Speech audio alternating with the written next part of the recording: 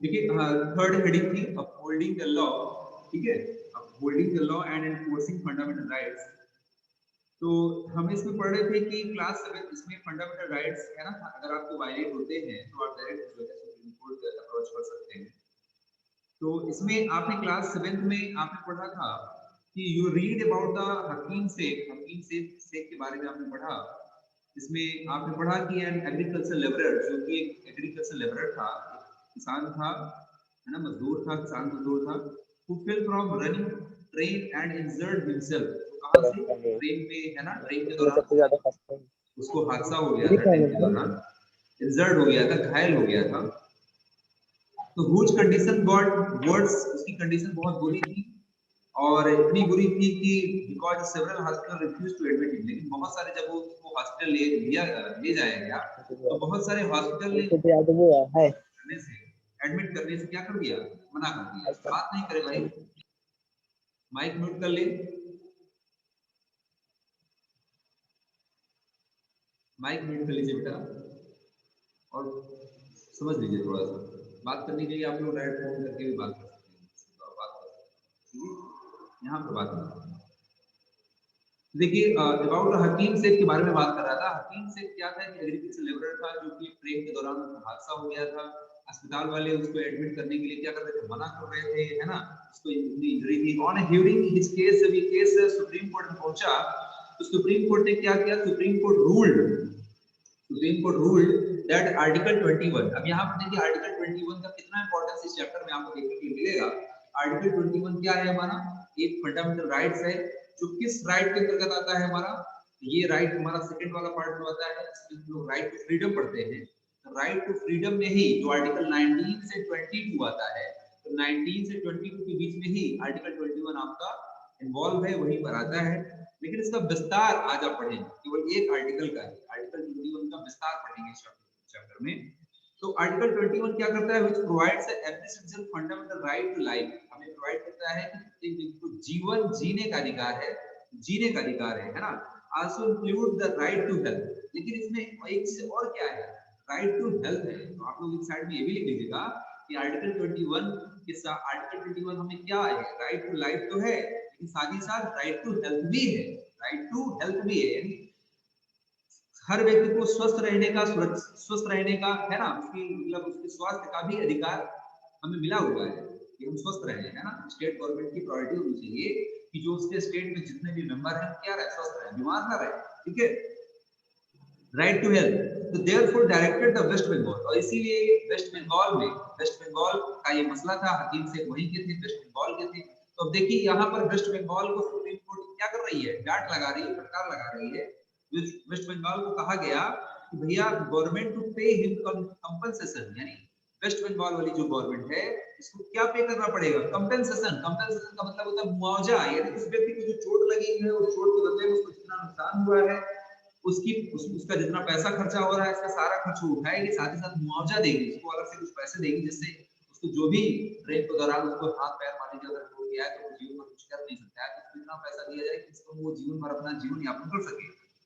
Compensation for the loss suffered, उसको जो पीड़ित हुआ है, एज वेल एज, साथ ही साथ ये तो उसने हकीम से के लिए तो उसने कर दिया, लेकिन साथ ही साथ सुप्रीम कोर्ट ने एक और आदेश दिया वेस्ट बंगाल को, कहा to come up with a blueprint for primary health care with a particular reference to treatment of patient during the emergency.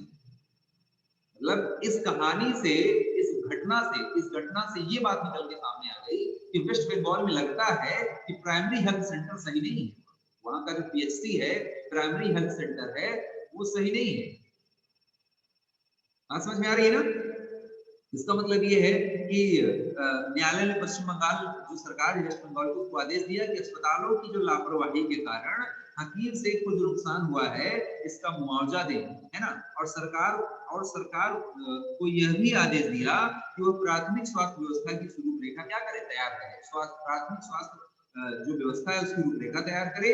और आपात स्थितियों में मान लीजिए कोई रोगी अचानक से कहीं गिर गया, किसी कहीं चोटिल हो गया, तो आपात स्थिति वाली व्यवस्था भी उस राज्य में होनी चाहिए, उस स्टेट में होनी चाहिए, है ना। तत्काल से अगर कोई मरीज पहुंच जाए तो उसको भी भर्ती करने की व्यवस्था उस स्टेट गवर्नमेंट के पास होनी चाहिए। ये कहानी है पश्चिम बंगाल, है ना, खेत मजदूर समिति का versus state of West Bengal, यानी कि उस समय की जो मजदूर समिति थी वो वेस्ट बंगाल के खिलाफ केस मामला सुप्रीम कोर्ट पहुंचा था और फिर वहां पर उन्होंने फैसला सुनाया था। अच्छा, एक ब्रैकेट में देखिए आपके इधर साइड में सुप्रीम कोर्ट बना हुआ है, सुप्रीम कोर्ट के नीचे कुछ इंपॉर्टेंट बात दी गई, उसको अंडरलाइन कर लीजिएगा, हिस्टोरिकल पॉइंट है, दिया गया है table photo show the supreme court of the India. ऊपर आप सुप्रीम कोर्ट की फोटो देख रहे हैं, इसी तरह से बना हुआ है सुप्रीम कोर्ट आपका। Supreme court was established on 26 जनवरी 1950। पहली ही लाइन बहुत इंपॉर्टेंट है, पूछा जा सकता है आपसे सुप्रीम कोर्ट की स्थापना कब हुई थी। सुप्रीम कोर्ट की स्थापना, जिस सुप्रीम कोर्ट को आज आप देख रहे हैं भारत में, इसका जो एस्टैब्लिशमेंट हुआ वो 26 जनवरी 1950 को हुआ। 26 जनवरी के दिन ही 26 जनवरी 1950 को इसका एस्टैब्लिशमेंट किया गया, इसकी स्थापना की गई। लेकिन इससे पहले क्या सुप्रीम कोर्ट नहीं था? हाँ, इससे पहले भी सुप्रीम कोर्ट था। मैं आपको बता दूं 1773 जो रेगुलेटिंग एक्ट आया था, 1773 का जो रेगुलेटिंग एक्ट आया था, मैंने आपको बताया था कि पहला कल उसी के बारे में चैप्टर 3 की हिस्ट्री में। हाँ, 1773 के रेगुलेटिंग एक्ट में भी ये प्रावधान किया गया था कि भारत में सुप्रीम कोर्ट की स्थापना होगी, जिसकी स्थापना भारत में 1774 में होगी। 1774 में सुप्रीम कोर्ट कलकत्ता में, आपके कोलकाता में, ठीक है ना, पहली बार वहां एस्टैब्लिश किया गया था अंग्रेजों के जमाने में। ठीक है, अंग्रेज जिस समय थे उस समय भी सुप्रीम कोर्ट की स्थापना की गई, कहां पे? कोलकाता में। ठीक है ना, पहले कलकत्ता कहा जाता था, कोलकाता में। ठीक है, लेकिन किस रेगुलेटिंग एक्ट? वही वाला। पहली बार आपका सुप्रीम कोर्ट का इतिहास वहीं से उठता है 1774 से। इसके बाद वो कलकत्ता वाला सुप्रीम कोर्ट चलता रहता है। ठीक है, इसके बाद हम लोग सुप्रीम कोर्ट कहां देखते हैं? फिर हम लोग देखते हैं 1935 का एक्ट, यानी एक्ट ऑफ 1935 आया था। अब ये एक्ट क्या है? आपके सामने दो एक्ट आ गए, आपको प्रूफ मिलाएंगे हम एक्ट। ठीक है, एक्ट क्या होता है? मैंने बताया था संविधान, कॉन्स्टिट्यूशन की जो व्याख्या है लिखित रूप से, वो 1773 के एक्ट से, रेगुलेटिंग एक्ट से स्टार्ट होती है। ध्यान दीजिएगा,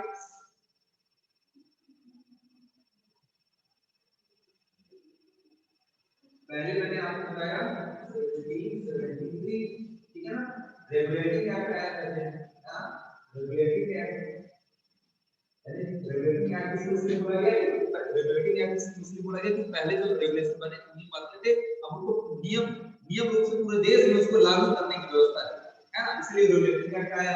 इसीलिए सुप्रीम कोर्ट की स्थापना की बात की है, इसकी वजह से 1774 में फर्स्ट, है ना, फर्स्ट टाइम, है ना, पहली बार आपको देखने के लिए है क्या? सुप्रीम कोर्ट, सुप्रीम कोर्ट कहां बनता है? कहां बनता है? कलकत्ता में। ठीक है, कहां बनता है? कलकत्ता में, कोलकाता में। ठीक है, 1774 के बाद में सुप्रीम कोर्ट कहां देखने को मिलता है? ये सुप्रीम कोर्ट चलता रहता है, इसमें कुछ सुधार होता है। ठीक है ना, इसमें इस सुप्रीम कोर्ट में 1774 में फर्स्ट टाइम सुप्रीम कोर्ट आपका कोलकाता में बन गया। इसके बाद फिर आपको कहां दिखाई देगा? 1935 एक्ट ऑफ इंडिया। ये देखिए 1935 का एक्ट ऑफ इंडिया, भारत शासन अधिनियम आया 1935 के एक्ट में सुप्रीम कोर्ट की पुनः स्थापना की बात की गई। और सुप्रीम कोर्ट की जब पुनः स्थापना की बात की गई, इसके तहत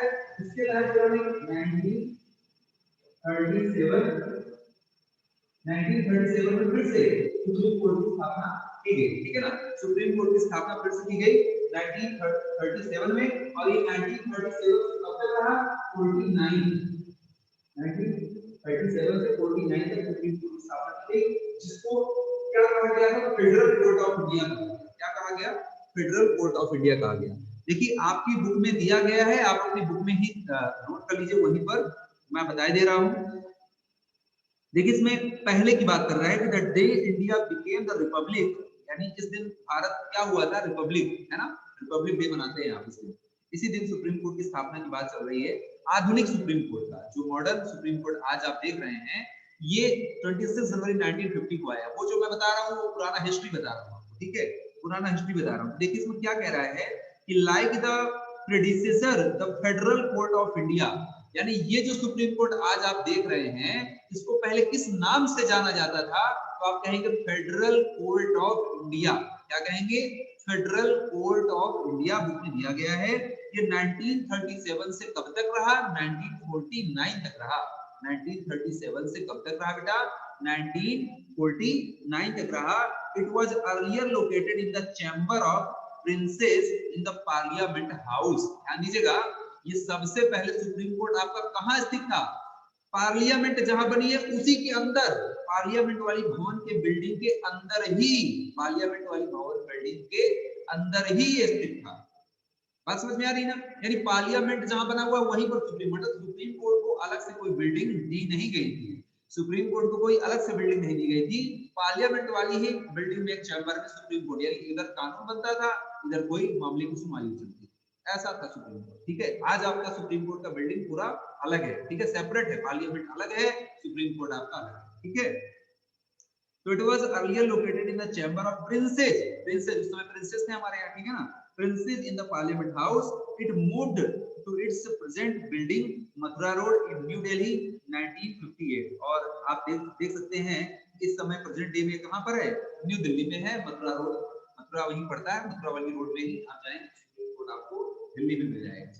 ठीक है, ये पुराना हिस्ट्री था। पहली बार सुप्रीम कोर्ट की स्थापना 1774 में इस कलकत्ता में, कोलकाता में देखने के लिए मिलती है। कलकत्ता में प्रश्न यहाँ से भी पूछा जाता है कि पहली बार सुप्रीम कोर्ट की स्थापना कब हुई थी? 1774 में। कहाँ हुई थी? कोलकाता में हुई थी। इसके बाद फिर सुप्रीम कोर्ट किस रूप में जाना गया? तो फिर आप बताएंगे फेडरल कोर्ट ऑफ इंडिया के रूप में। कब से कब तक? 1937 से 1949 तक। इसके बाद उसी फेडरल कोर्ट ऑफ इंडिया को नया नाम दे दिया गया, मतलब देश आजाद हो गया था ना, आपका देश आजाद हो गया था उस समय। 1949 तक में आपका कोई संविधान बन रहा था। 15 अगस्त 1947 को आपका देश आजाद हो गया। इसके बाद हमारे यहाँ संविधान नहीं बना हुआ था, कॉन्स्टिट्यूशन की प्रॉब्लम थी। कॉन्स्टिट्यूशन इधर बन रहा था, उसी कॉन्स्टिट्यूशन में कहा गया कि भारत का सुप्रीम कोर्ट भी अब क्या होना चाहिए? उस चैम्बर से, पार्लियामेंट वाली चैम्बर से हटकर दूसरी जगह होना चाहिए। इसकी नींव रखी गई, पहली बार सुप्रीम कोर्ट की स्थापना हुई और फिर इसके लिए अलग बिल्डिंग। ठीक है, तो ये थोड़ा सा इतिहास है, इसके बारे में भी आप जान लीजिए। फेडरल कोर्ट ऑफ इंडिया जो कि 1937 से 49 तक प्रभावी रहा।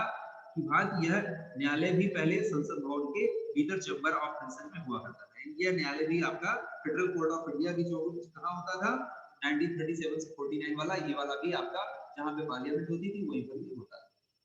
ठीक है, ये इसका इतिहास है, थोड़ा सा हिस्ट्री है सुप्रीम कोर्ट।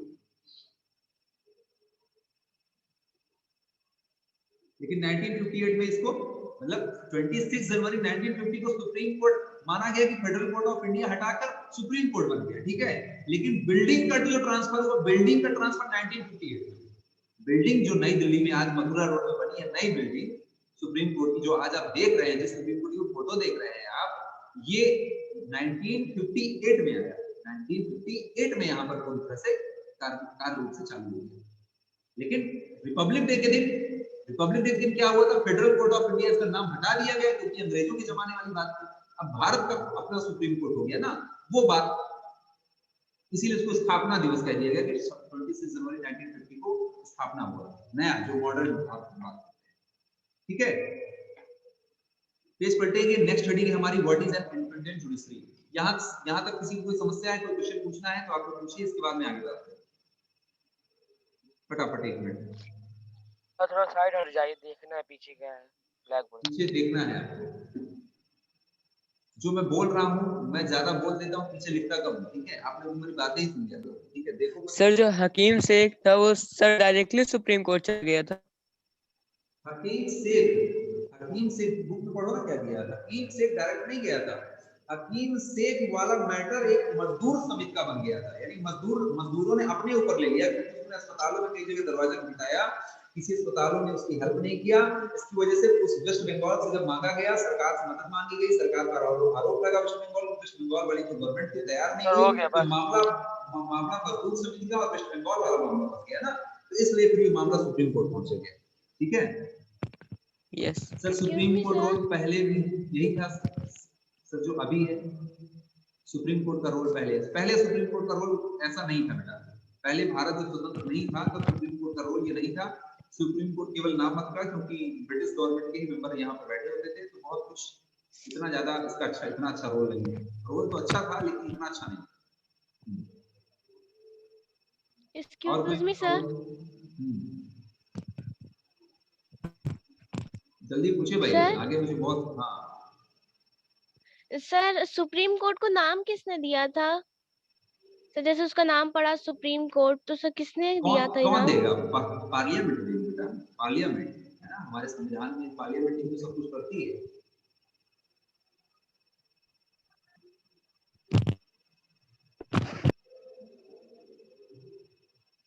और कोई बात? ठीक है, आगे आगे बढ़े हम। Yes sir. आगे बढ़ा जाए यस भाई। Sir. Yes yes sir. Sir. अब देखिए नेक्स्ट क्वेश्चन है, बहुत सारे क्वेश्चन के जो आपके दिमाग में उठ रहे हैं ना, अभी जैसे जैसे चैप्टर कंप्लीट होगा ना, आपको अपने आप सारे मिल जाएंगे। चैप्टर में बहुत कुछ डिटेल दिया है, चैप्टर में आगे आप बढ़े तो ठीक है, बस सुनते जाइए आप, बहुत सारी नई चीजें आपको सुनने के लिए मिलेंगी, बहुत कुछ है सुनने के लिए। देखिए सेकंड हेडिंग आती है what is an independent judiciary. फिर से क्वेश्चन बनता है यहाँ पर, क्या शॉर्ट आंसर में क्वेश्चन आ सकता है? बिल्कुल आ सकता है। सीधा सीधा क्वेश्चन है हर्षवर्धन, हर्षवर्धन आप मेरी आवाज सुन पा रहे हो बेटा? सीधा सीधा क्वेश्चन है, what Yes, is sir. An independent, हाँ what is an independent judiciary. अगर ये क्वेश्चन पूछ लिया गया एग्जाम में कि what is an independent judiciary, तो क्या लिखोगे? अभी बुक में दिया गया है सामने, देख लो क्या लिखोगे। सेकंड पैरा पूरा। है ना? Sir, तो इसमें व्हाट इज powerful. एन, अरे वो तुम पावरफुल छोड़ो, पावरफुल तुम भी नहीं दिख रहे हो, है ना? बस इतना दिमाग में रखो कि जब ये पूरा चारों पैराग्राफ तुम पढ़ लोगे तो तुम अपने आप से बनाकर लिख सकते हो कि व्हाट इज इंडिपेंडेंट जुडिशरी क्या है। ठीक है, उसको समझ लो बस, और फिर तुम्हें अपने आप पता चल जाएगा कि मुझे किस पैराग्राफ को ज्यादा याद करना है, किस पैराग्राफ को कम याद करना है। पढ़ने के बाद ही Yes, sir. पता चलता है, पढ़ने से पहले Yes, अगर sir. हम पता करेंगे कि नहीं हम कौन सा पढ़ ले, कौन सा गलत बात है। अब देखिए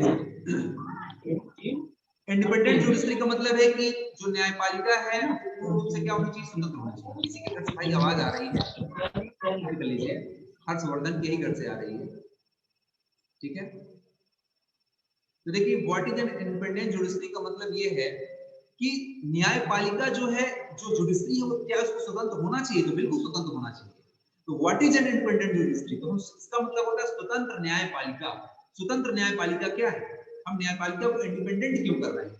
क्या है ये स्वतंत्र न्यायपालिका? तो देखेंगे पहला एक सिचुएशन है कि imagine a situation in which a powerful politician has enroached on a land belonging to your family. With this judicial system, the politician has the power to appoint and dismiss a judge from his office. देखिए situation कितनी खराब है। कह रहा है कि आप कल्पना कीजिए उस स्थिति की जब कोई एक पावरफुल पॉलिटिशियन, यानी कोई पावरफुल ऐसा राजनीतिक, ऐसा नेता, ऐसा कोई नेता जो क्या कर रहे, आपकी फैमिली में, आपकी फैमिली से जुड़ी हुई मान लीजिए कोई भी मैटर है, जमीन है ना, उस पर अपना कब्जा दिखा रहा हो, उस पर अपना क्या दिखा रहा हो? कब्जा दिखा रहा हो। मतलब कोई नेता जबरदस्ती आपकी जमीन पर कब्जा कर ले, तो ऐसे केसेस में आप कोर्ट पर जाएंगे। तो within this judicial system, और जुडिशियल सिस्टम में अगर आप गए और वहां भी क्या हुआ, politician has the power to appoint and dismiss. अगर वहां भी पॉलिटिशियन ने क्या कर लिया, क्या रख लिया?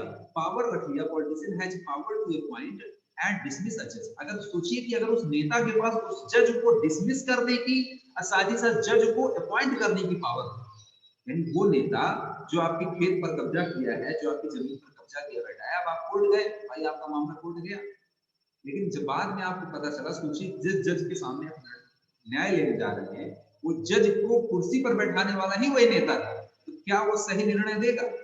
क्या वो सही डिसीजन देगा? कभी नहीं दे सकता है ना, कभी नहीं दे सकता है। तो इसका मतलब ये है कि when you take this case of court, जब आप कोर्ट ले जाओगे, तो जज is clearly partial two the politician.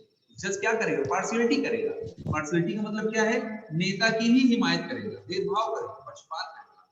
ठीक है, तो ऐसे केसेस में क्या होना चाहिए? जुडिशरी क्या होनी चाहिए? इंडिपेंडेंट होनी चाहिए। जुडिशरी क्या होनी चाहिए? इंडिपेंडेंट होनी चाहिए। यानी जुडिशरी ऐसी होनी चाहिए जहां पर नेताओं का कंट्रोल वहां पर ना हो, जहां पर पॉलिटिशियन का कंट्रोल क्या हो, जजों के अंडर में ना हो। ठीक है, ऐसा हमें जुडिशियल सिस्टम बनाना है। क्या हमारे देश में ऐसा जुडिशियल सिस्टम बना है? इसके बारे में भी आगे हम पढ़ेंगे। ठीक है, तो देखिए इसमें दिया है कि the control that the politician holds over जज does not allow for the जज to take an independent decision. आपने देखा कि पॉलिटिशियन क्या करता है? होल्ड कर लेता है जजों को, और क्या कर देता है? जो इंडिपेंडेंट डिसीजन है उसको देने से क्या कर देता है? रोकता है।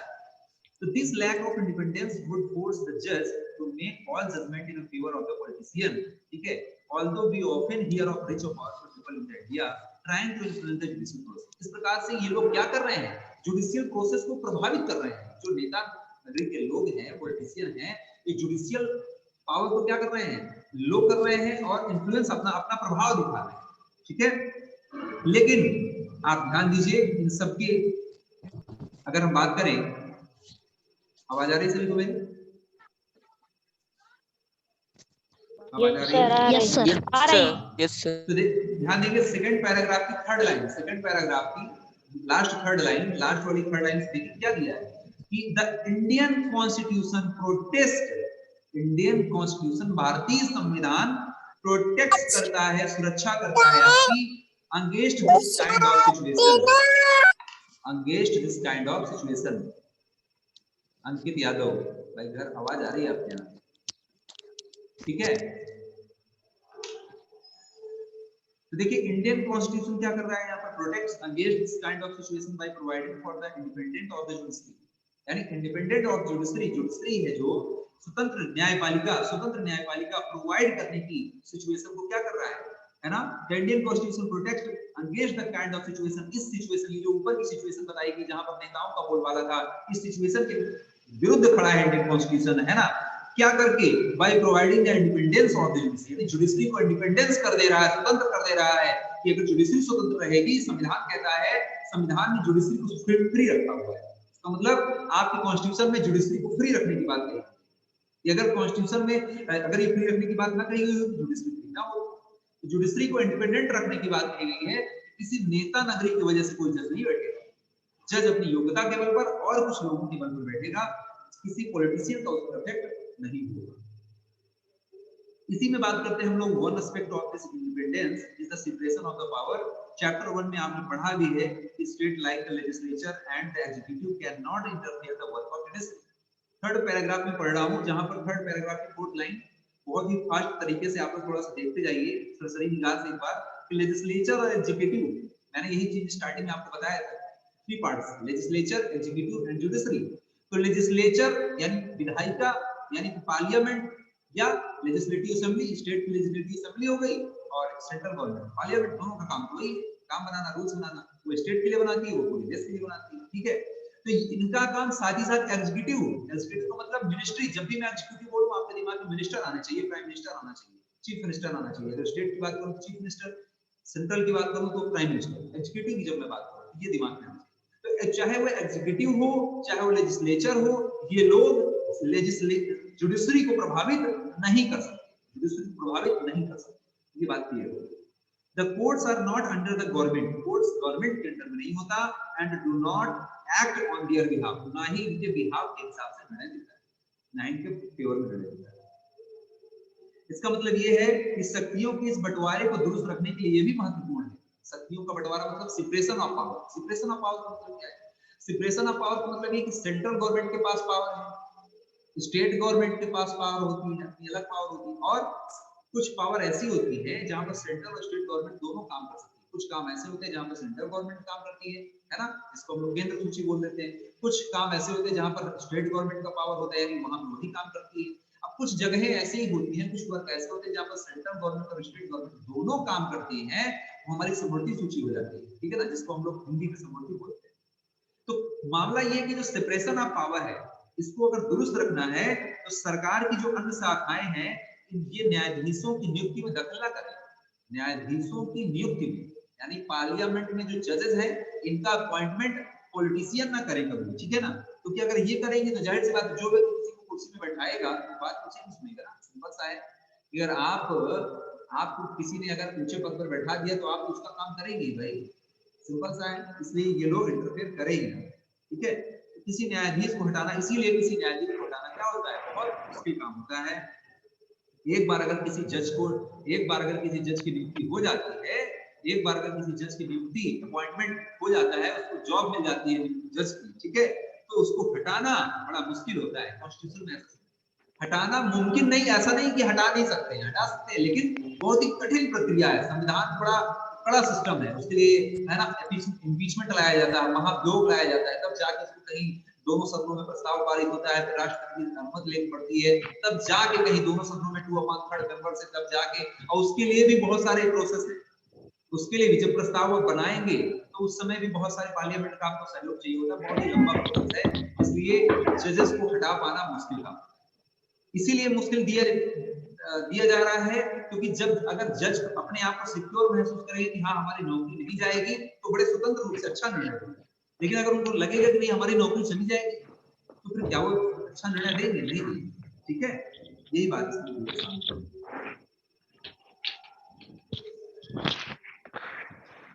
देखिए यही चीज आपका लास्ट वाले पैराग्राफ में भी कह रहा है ना, कि for above the separation of work bill, it also crucial that all judges in the High Court as well as the Supreme Court are appointed with a very little interference. Little interference में underline करिए, little interference में underline करिए, यानी कि बहुत ही कम interference होता है from these the other branches of the government. ये गवर्नमेंट के दूसरे ब्रांचेस के द्वारा इसमें बहुत ही कम interference हो सकता है।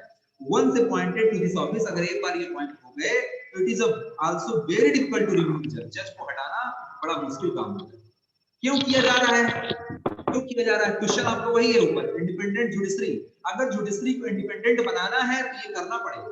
अगर जुडिशरी को इंडिपेंडेंट बनाना है, अगर न्यायिक व्यवस्था को इंडिपेंडेंट स्वतंत्र न्यायपालिका चाहते हैं आप चाहते हैं कि मैं जब कोर्ट में जाऊं तो मेरे लिए बहुत अच्छा निर्णय आए निकलकर, तो जो बैठा हुआ जज है ना, उसके दिमाग को बिल्कुल फ्री होना चाहिए, वो किसी का पक्ष ना ले, ठीक है ना, और उसके लिए उसका जो अपॉइंटमेंट है वो सही होना चाहिए, ठीक है ना।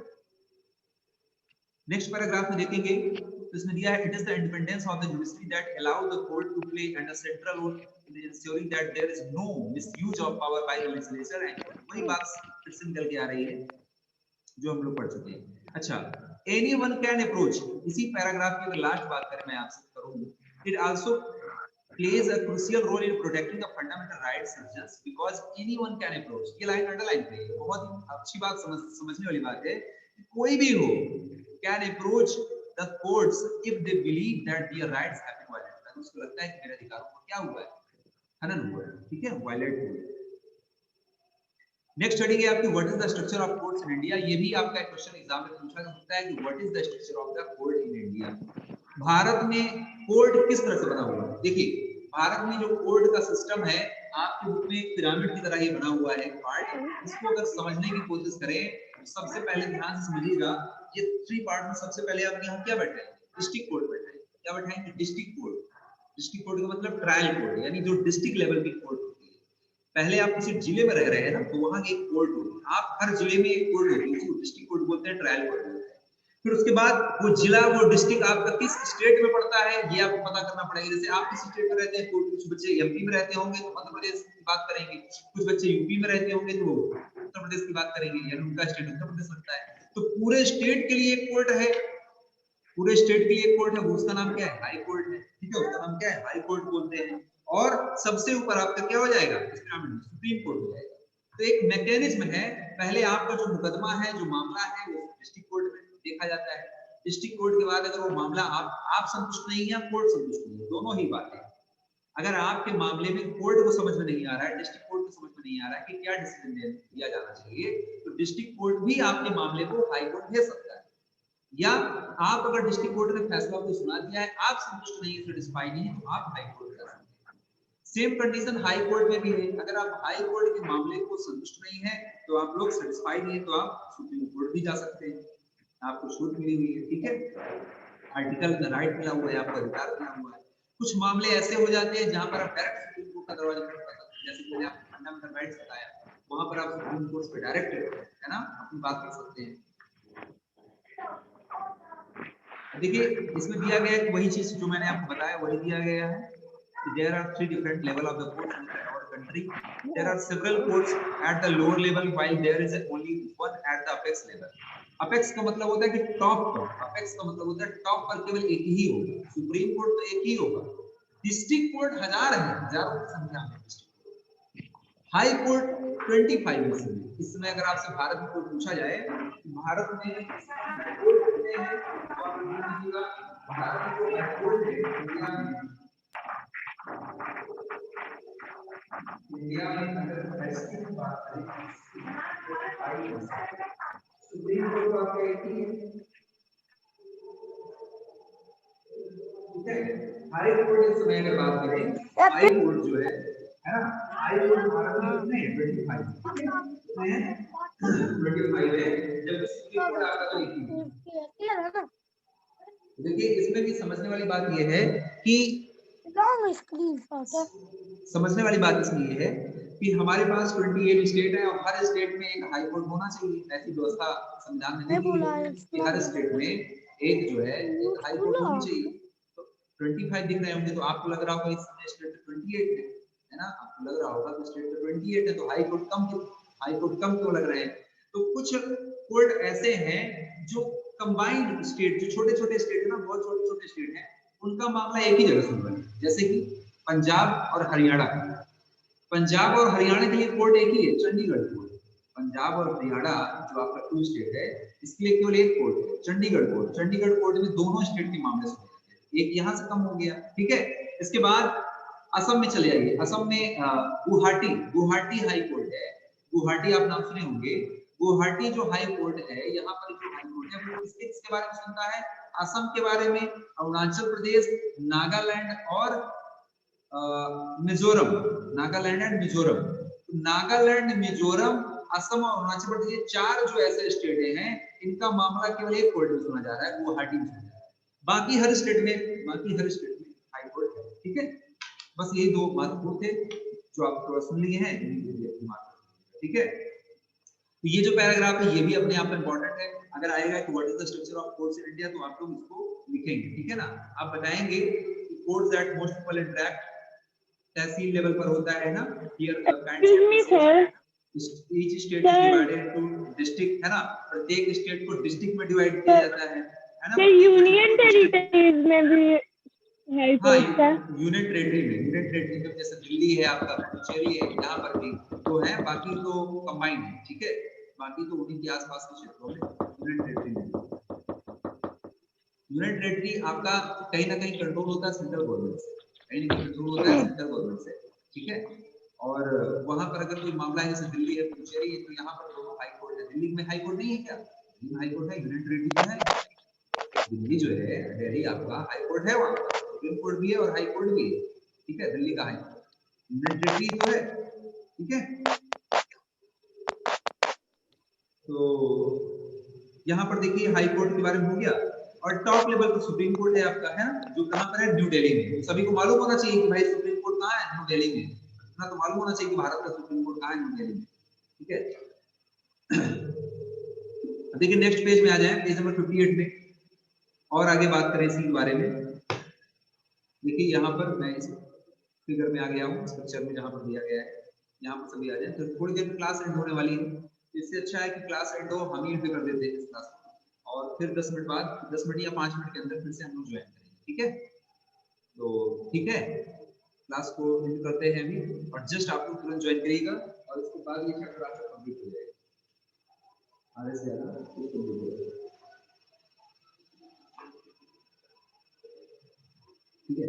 चलिए फिर से ज्वाइन होते हैं थोड़ी देर में, ठीक है।